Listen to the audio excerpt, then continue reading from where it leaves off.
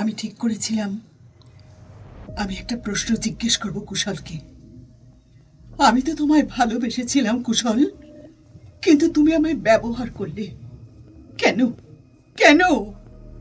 ভবিষ্যতে আমি ভালো হতে চাইলেও তো আমি আর ভালো হতে পারবো না।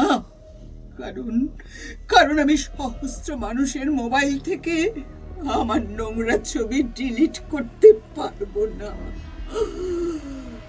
তাই আমি ডিলিট করব তাকে যে আমার সঙ্গে নোংরা খেলায় মেতেছে।